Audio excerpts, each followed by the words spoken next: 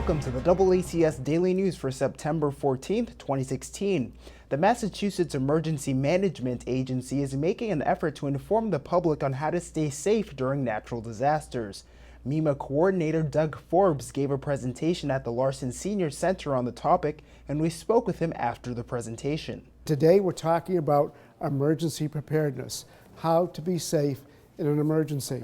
And I have two publications I'd like to share with you.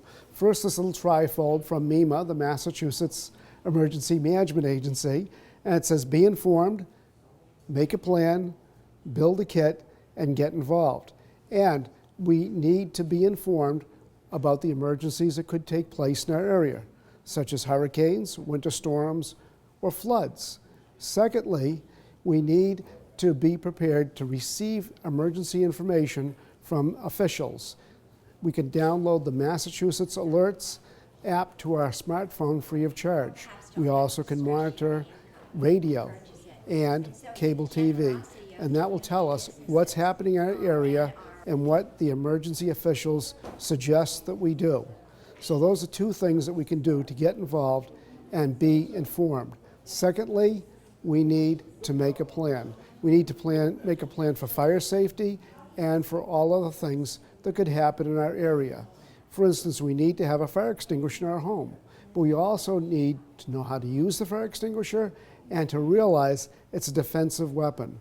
If there's a fire in our home, we yell fire and we get ourselves and anyone in the house out, taking the fire extinguisher with us, and then we call the fire department. It's their job to put out the fire. It's not our job.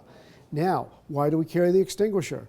It's a defensive weapon to help us to get out of the building. If the fire is blocking us from getting out, that's when we use the fire extinguisher. The next step is to build a kit. Medications, that's one of the most supplies kit with our smartphone and make sure it's fully charged, a portable radio, and a flashlight, and extra batteries, and we want to have a change of clothes, food, water, first aid kit, and two of the most important things we want to put in that kit are our prescription eyeglasses and our prescription medicines.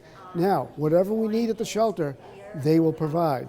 But this makes it a lot easier for the emergency workers if we're all set. If we have our eyeglasses with us and we're good to go, and our prescription medicine.